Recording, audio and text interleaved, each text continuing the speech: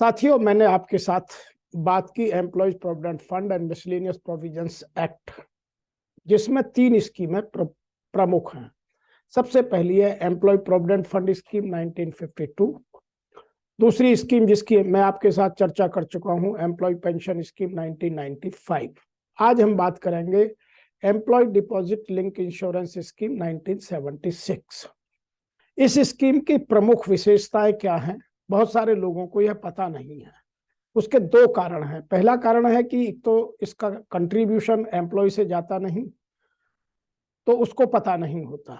दूसरी बात, एम्प्लॉयर्स भी बहुत सारे, क्योंकि थर्ड पार्टी काम कराने लगे हैं, थर्ड पार्टी वाले इसमें कितना इंटरेस्ट लेते हैं वह डिपेंड करता है कि एम्प्लॉय या एम्प्लॉय के रिलेटिव्स इस स्कीम में कितना स्कीम लेते हैं।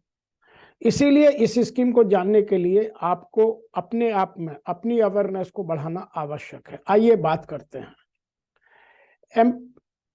एम्प्लॉय प्रोविडेंट फंड की जो एम्प्लॉय डिपॉजिट लिंक स्कीम है, इसके लिए 2 चीजें आपको जानना जरूरी है। नंबर 1, जो एम्प्लॉय प्रोविडेंट फंड स्कीम 1952 का मेंबर है, वह स्वतः ही उसकी सेक्शन 17 के अनुसार इसका मेंबर बन जाता है।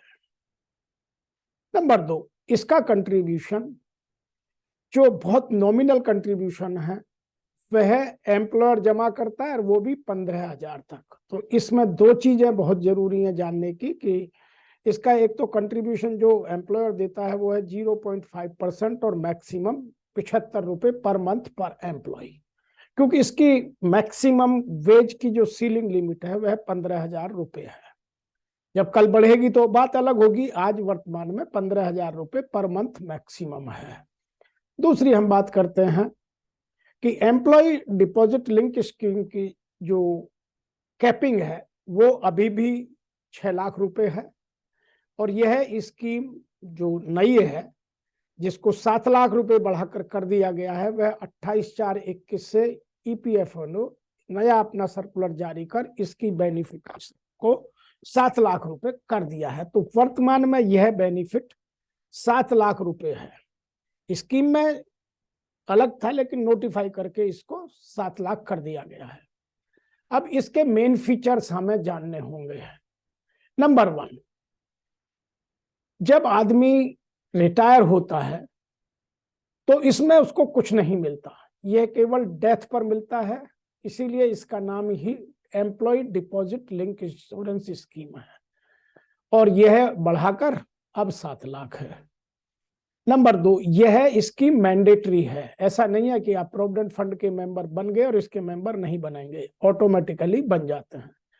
नंबर 3, इसमें मिनिमम बेनिफिट, यदि कोई आदमी 1 साल तक इस स्कीम का मेंबर रहा और उसकी डेथ हो गई तो मिनिमम बेनिफिट 2.5 लाख रुपए है, और मैक्सिमम मैं बार बार कह रहा हूं कि वो 7 लाख रुपए है। इसका कंट्रीब्यूशन 15,000 रुपए तक 0.5% एम्प्लॉयर्स जमा करता है, और मैक्सिमम 75 रुपए पर मंथ यह है। There is no contribution from employ, employ से कोई कंट्रीब्यूशन नहीं लिया जाता है। इसमें ऑटो एनरोलमेंट है। दूसरा, बेनिफिट एम्प्लॉय को नहीं मिलते, एम्प्लॉय के नॉमिनी को या उसके लीगल हायर्स को उसकी डेथ के बाद मिलते हैं। इसमें एक बात यहां यह भी कह दूं कि death in due course of employment होना आवश्यक है, वह चाहे नेचुरल डेथ घर पर हो या किन्हीं और कारणों से हो। तो इसमें डेथ को लेकर के बहुत सारे लोग कंफ्यूजन करते हैं। इसमें नेचुरल डेथ भी शामिल है। यदि आप जॉब करते हैं और घर पर किन्हीं कारणों से आपकी डेथ होगी तो भी आपको ईडीएलआई का पैसा मिलेगा। अब हम बात करते हैं इसके इंपॉर्टेंट फॉर्म्स। इसमें एक फॉर्म बहुत इंपॉर्टेंट है, वो है फॉर्म 5IF। इसको आप ले सकते हैं इस जो ईपीएफ इंडिया की साइट है वहां जाकर भी, और वैसे भी मार्केट में मिल जाता है, एम्प्लॉयर के पास मिल जाएगा, यह कोई बड़ी बात नहीं है। एलिजिबल वह एम्प्लॉय है जो इसका एम्प्लॉय प्रोविडेंट फंड स्कीम 1952 का एक्टिव मेंबर था, मतलब उसका पीएफ कटना चाहिए। नंबर 2, इसको कैसे भरा जाए? तो यह है फॉर्म लेकर के जो ईपीएफ कमिश्नर्स या ईपीएफओ ऑफिस है वहां सबमिट किया जाता है, तो मैंडेटरी है। नंबर 2, इसमें डेथ सर्टिफिकेट का होना बहुत आवश्यक है। आइए अब इसकी बात करते हैं how to apply the particulars in respect of deceased member. जो मेंबर है उसके बारे में आपको क्या क्या पर्टिकुलर्स लेके तैयार करके रखने हैं। सबसे पहला है name of the diseased member, जिसकी डेथ हुई है उसका नाम, उसके पिताजी का नाम, डेट ऑफ डेथ और name and address of the factory और एस्टेब्लिशमेंट जहां वो काम करता था, जहां वो प्रोविडेंट फंड का एक्टिव मेंबर था, और उसका प्रोविडेंट फंड का अकाउंट नंबर। तो ये तो एम्प्लॉय, जो डिजीज एम्प्लॉय मेंबर है या एम्प्लॉय है, उसके जानकारी रखना जरूरी है। अब इसमें दूसरी बात करते हैं, जो नॉमिनी है उसकी क्या क्या है। नॉमिनी का डेट ऑफ क्लेमेंट या जो उसका गार्जियन है, उसमें name, date of birth, relation with disease, ये 3 चीजें उसके साथ होना जरूरी है। उन सब का डॉक्यूमेंट चाहिए। और इसमें जहां से जो क्लेमेंट है उसका complete postal address in block letters. Mode of remittance, इसमें क्योंकि अकाउंट में आता है तो आपका अकाउंट नंबर होना चाहिए कि यह पैसा सीधे बैंक अकाउंट में जाता है। एक इस पर एडवांस स्टैंप रिसिप्ट, ईडीएलआई का पैसा मुझे मिल गया, जो भी बार बार वो स्कीम रेवेन्यू स्टैंप की कॉस्ट बदलती रहती है, इसीलिए वो यहाँ जगना जरूरी है। एक है certificate to be filled by the employer. Employer को एक सर्टिफिकेट देना है कि मेरे यहाँ यह काम करता था और ये इसका अकाउंट नंबर है।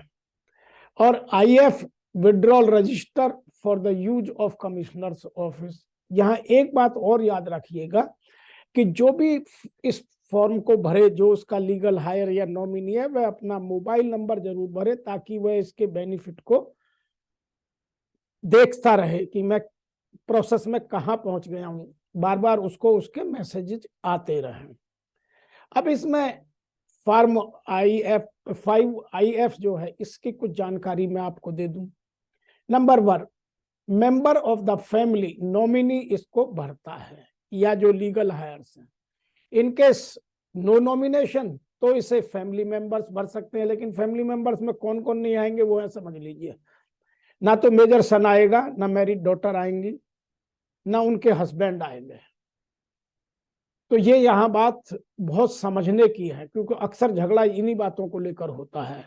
Number 3, in case of no family, उसकी कोई फैमिली भी नहीं है, कोई नॉमिनी नहीं है, तो जो जिनको कोर्ट उनका लीगल हायर अपॉइंट करेगी वो ये भर सकते हैं। Number 4, guardian of minor nominee, यदि उसने अपने बच्चे को नॉमिनी बनाया पहले से, उसका स्पाउस नहीं है और वो नॉमिनी है, तो उसके जो भी गार्जियन होंगे वो उसमें फॉर्म भरेंगे। अब हम समझते हैं कि इसका बेनिफिट कितना है। अब इसके बेनिफिट समझने के लिए हमें इसकी 4 चीजें जानना जरूरी है। Number 1, basic salary, last on salary before members death, जो 15,000 की कैपिंग है। ग्रॉस सैलरी उसकी या तो 15,000 होगी या 15,000 से कम होगी। नंबर 3, उसके जो प्रोविडेंट फंड का जो उसका अकाउंट है, अलाइव अकाउंट था जिसका वो मेंबर था, उसका 50% का बैलेंस कितना है वो जानना जरूरी है। और टोटल मैक्सिमम सीलिंग इसमें 7 लाख जा सकती है।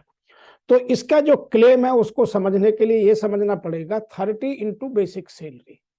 यदि उसकी 30 गुना बेसिक सैलरी कितनी है, वह प्लस 50% ऑफ योर बैलेंस, वह आपके अकाउंट में कितना बैलेंस था उसका 50%। यदि ये दोनों मिलकर के 7 लाख से ऊपर चला जाता है तो कीपिंग कैपिटल 7 लाख ही है, 7 लाख ही मिलेगा, और कम रह जाता है तो कम मिलेगा, लेकिन 2.5 लाख की गारंटी है। तो इसीलिए इस फॉर्मूले को बहुत सारे लोग जानना समझना चाहते हैं कि 2.5 लाख से 7 लाख के बीच का गैप में कहां हम बैठते हैं, उसको समझना आवश्यक होता है। तो यह मैंने आपको फॉर्मूला समझाया। अब हम बात करते हैं how to get the EPF form for IF attested. इसको कौन अटेस्ट करता है? यदि एम्प्लॉयर है तो एम्प्लॉयर कर ही देगा, तब तो कोई दिक्कत नहीं है। दिक्कत कहाँ आती है कि जहां वो एम्प्लॉयर नहीं है, किन्हीं कारणों से एम्प्लॉयर का ऑफिस बंद हो गया या वहां कोई और दिक्कत हो गई और वो यह फॉर्म अटेस्ट नहीं कर पा रहा है, तो इसे कौन कर सकता है, समझिएगा। Number 1, magistrate. Number 2 any gazetted officer, number 3 post और sub post master of that particular area, president of village panchayat और not union board, chairman secretary member of municipal और district local board, member of parliament जिसे MP कहते हैं, member of CBT central board of trust जो अपना RPF है वो भी कर सकते हैं यदि वो आपको जानते हैं, manager of the bank in which your bank account is maintained, head of the recognised institutional educational institutions, क्योंकि वो गजेटेड ऑफिसर होते हैं इसीलिए। आइए अब इनमें एक बात यहाँ अवश्य नोट कर लें कि यह बेनिफिट तभी मिलेगा जब वो वह स्कीम के वक्त जब उसकी डेथ हुई तो वह ईपीएफ स्कीम का मेंबर था, एलाइव मेंबर होना जरूरी है, यह बात बिल्कुल स्पष्ट रूप से देख लें। दूसरा, this form can be submitted, यह फॉर्म 20 या 10C के साथ या 10D के साथ भरा जाना आवश्यक है। यदि किन्हीं कारणों से तब नहीं भरा गया तो वह बात अलग है। Number 3, the form can be filled, यह फॉर्म थ्रू ऑफलाइन भरा जाता है, इसमें क्योंकि बहुत सारे डॉक्यूमेंट लगते हैं तो ऑनलाइन अभी तक इसको फॉर्म प्रिंट तो निकाल सकते हैं लेकिन भरा नहीं जाता है, देख सकते हैं। Number 4, the form should be filled in block letters, क्योंकि उसमें स्मॉल लेटर्स में समझने में दिक्कत होती है इसलिए ब्लैक लेटर्स में भरा जाता है। बेटर हो कि आप ब्लैक इंक से भरें ताकि वो पढ़ने में देखने में आसानी हो। नंबर नेक्स्ट है, इसके साथ जो आपका बैंक अकाउंट है, क्योंकि यह पैसा बैंक में आता है, कभी किसी को कैश नहीं मिलता, उस बैंक का एक क्रॉस्ड कैंसल्ड चेक लगाना आवश्यक है ताकि इस बात की पुष्टि हो कि यह बैंक अकाउंट है और उस बैंक अकाउंट में किसी तरह की कोई गलती होने की संभावना ना हो, क्योंकि यह एक अमाउंट है, अच्छी अमाउंट है, इसको बेनिफिट लेना आवश्यक है। आप इससे अधिक जानना चाहते हैं तो आप मेरी संस्था वीके डायनेमिक लीड सेंटर को लिख सकते हैं। इससे अधिक अपने यहाँ अवेयरनेस बढ़ाना चाहते हैं employ provident fund and miscellaneous provisions act पर तो आप हमें लिख सकते हैं। मेरी ट्रेनिंग टीम आपके यहाँ आपको पूरी अवेयरनेस दे सकती है। और इसके लिए यदि आपको कोई और मदद चाहिए तो आप हमारे ऑफिस से संपर्क कर सकते हैं या हमें